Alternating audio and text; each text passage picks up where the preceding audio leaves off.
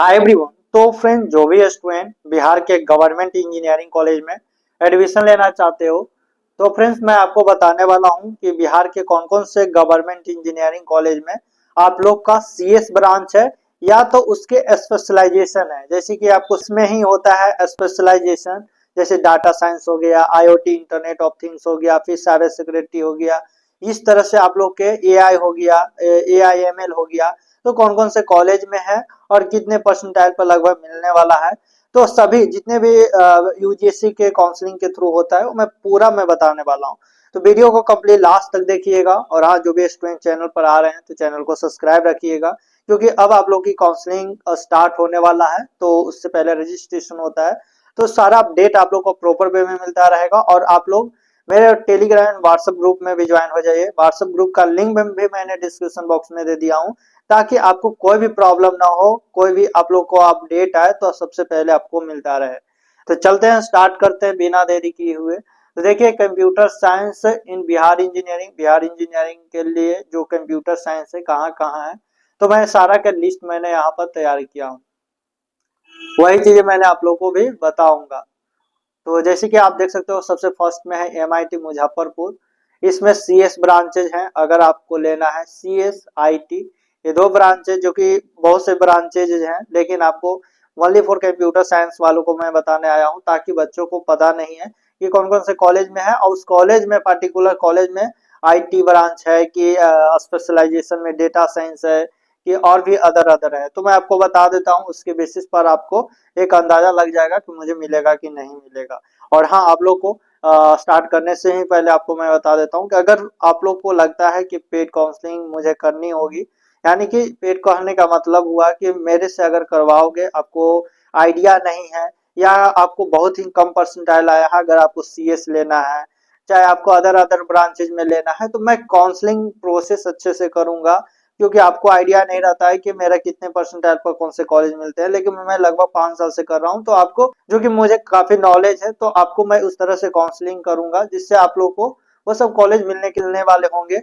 तो आप लोग प्रॉपर वे में काउंसलिंग की जरूरत होती है, तो आप ज्वाइन हो सकते हो दिए गए नंबर पर, या तो फिर आप व्हाट्सएप ग्रुप में ज्वाइन हो जाइएगा, वहां से आप मैसेज कर लीजिएगा।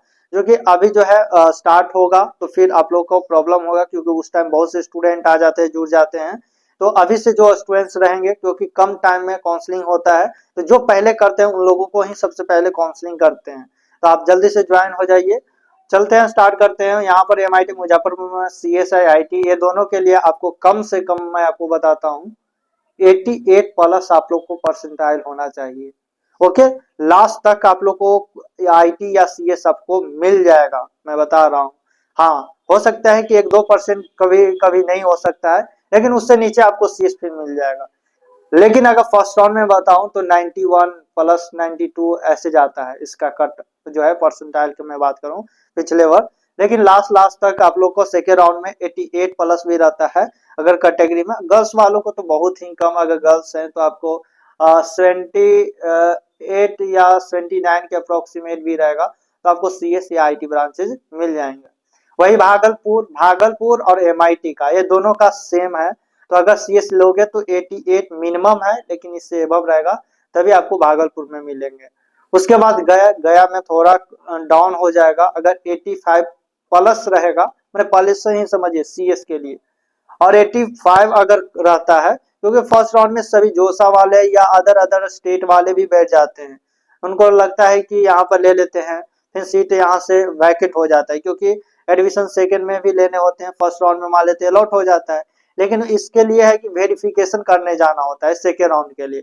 लेकिन फर्स्ट राउंड में जो मिलता है, तो वेरिफिकेशन जाने का टाइम खर्चा ये सारा देखते हैं, इसलिए नहीं जाते, तो फिर सेकेंड राउंड में यही सब सीटें बच जाते हैं, इसीलिए आपको मिलेगा। 85 प्लस रहेगा तो गया में। बख्तियारपुर का सेम ही है, 85 से कम वालों को नहीं मिलेगा। वही सीएस आईओटी की मैं बात करूं तो इसमें भी आपको 82 प्लस ही जाएगा सीएस आईओटी में। ओके, उसके बाद अगला जो है एनसी चंडी, 5 नंबर का एनसी चंडी है सीएस।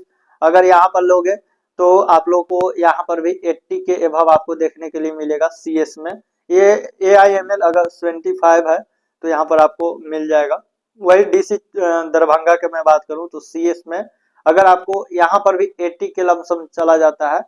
लास्ट राउंड तक, ओके, सेकेंड राउंड तक। वही CS साइबर सिक्योरिटी देखोगे तो 70 पर भी मिल जाएगा आपको। उसके बाद LNJ छपरा की मैं बात करूं तो छपरा CS में आपको 78 79 के आसपास होनी चाहिए, ओके।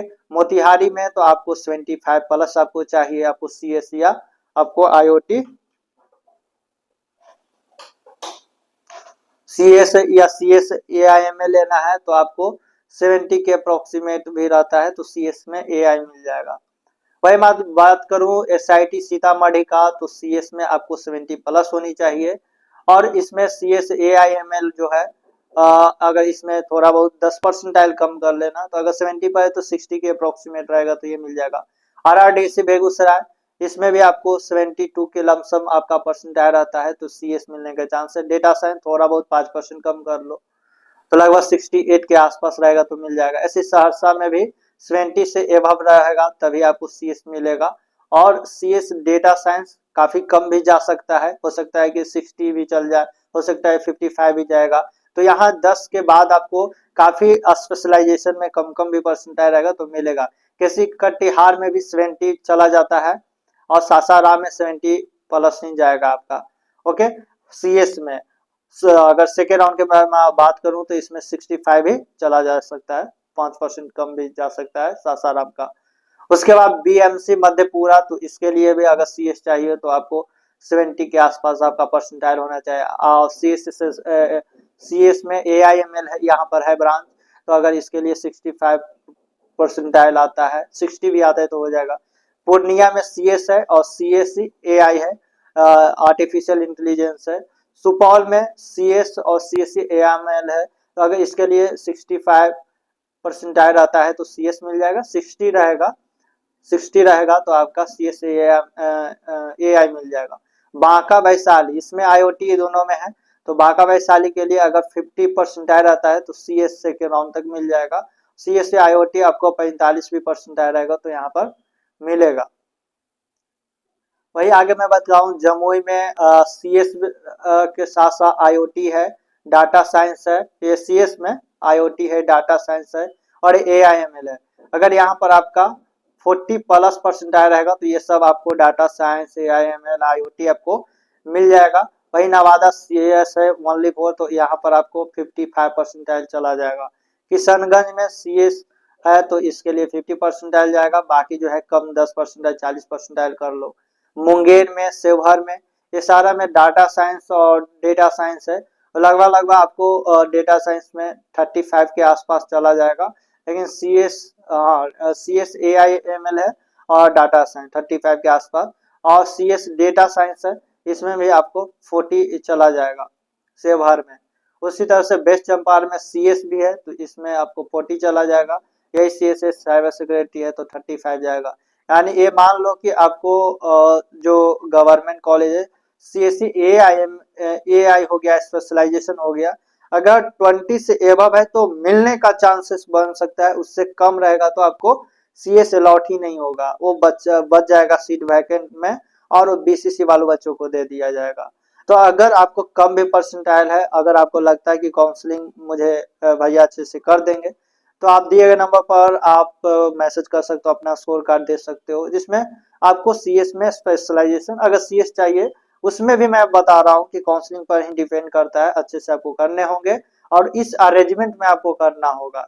ऐसा नहीं कि, और हो सकता है कि आपका परसेंटाइल वेरी करे, तो इस तरह से भी काउंसलिंग नहीं, ये मैंने सीक्वेंस बताया हूँ ताकि टॉप के कॉलेज से कैसे नीचे जा सकते हो।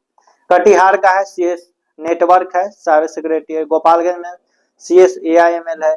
मधुबनी में CS IoT है। उसके बाद सिवान में देख सकते हो अरवल, जहानाबाद, खगड़िया, ये सब में CS है और स्पेशलाइजेशन है। जैसे कि सिवान में CS है, IoT है, CS है, डाटा साइंस है। अरवल में, जहानाबाद में CS साइबर सिक्योरिटी है। खगड़िया में CS AIML IoT भी है। बक्सर में CS है तो इसके लिए 35 परसेंटाइल चाहिए। तो इस तरह से आप लोग को रहता है। गर्ल्स का तो रहेगा तो मिल जाएगा, गर्ल्स का रिजर्वेशन भी रहता है तो आपका 20 भी 15 भी है तो CS स्पेशलाइजेशन और CS मिल जाएगा। गर्ल्स के छोड़ा के 20 से अबव रहेगा। अगर काउंसलिंग का प्रोसेस आपको पता चलेगा तो आपको CS मिल सकता है, अदरवाइज नहीं मिलेगा। वो सीट काहे ना वैकेंट चला जाए, नहीं मिल पाएगा। ओके, वो सीट बच जाएगा तो बीसीसी अपना जो पीसीएम वाले स्टूडेंट उनको दे देंगे। भोजपुर में सीएस है, शेखपुरा में सीएस है, समस्तीपुर में साइबर सिक्योरिटी एआई में, लखीसराय में सीएस एआई डाटा साइंस है, और श्री PNREC यानी कि फरमेश्वर नाथ राजकीय इंजीनियरिंग कॉलेज है, इसमें भी सीएस है। लगभग 38 इंजीनियरिंग कॉलेज सब में सीएस है, लेकिन इसमें आप लोग को कम से कम 20% मैं बताता हूँ कि होनी चाहिए, तभी आपको स्पेशलाइजेशन या सीएस में चांसेस बनते हैं, जो कि आपके लिए गर्ल्स के लिए तो कम भी रहेगा तो हो जाएगा, लेकिन बॉय के लिए मैं कोई भी कैटेगरी का मैं बता रहा हूँ, अगर एसटी के हो तो फिर कम पर जा सकता है, लेकिन 20 से एबव रहेगा तभी आपको सीएस में स्पेशलाइजेशन भी मिल सकता है। और अगर सीएस चाहिए तो 30 से एबव आपको चाहिए, लेकिन उसमें भी आपको प्रोसेस आपको पता होगा काउंसलिंग का, तभी आपको मिलने वाला होगा। किस तरह से अरेंजमेंट करोगे, कौन से कॉलेज को पहले डालोगे कि वो आपको सीएस में अलॉट कर दे, नहीं तो फिर आपको सीरियल वाइज डालोगे फिर भी नहीं होगा। मैं बता रहा हूँ, इतना साल एक्सपीरियंस किया हूँ, उसके बेसिस पर बता रहा हूँ। तो आपको लगता है कि भैया अच्छे से करेंगे तो आप ज्वाइन हो सकते हो। बहुत जल्द ही आप लोग का रजिस्ट्रेशन स्टार्ट होगा, और मैं प्रॉपर वे में वीडियो बनाता हूँ, ऐसा नहीं कि कुछ भी वीडियो बना रहा हूँ, तो आपको स्टेप बाय स्टेप समझाता हूँ और दिखाता भी हूँ। तो ये सब आप लोग का कॉलेज है, तो आप जल्दी से ज्वाइन हो सकते हो काउंसलिंग वाले में। और कोई भी डाउट है तो आप कमेंट्स कर सकते हो, मैं देखूंगा, उस पर मैं वीडियो बना दूंगा। Thank you so much.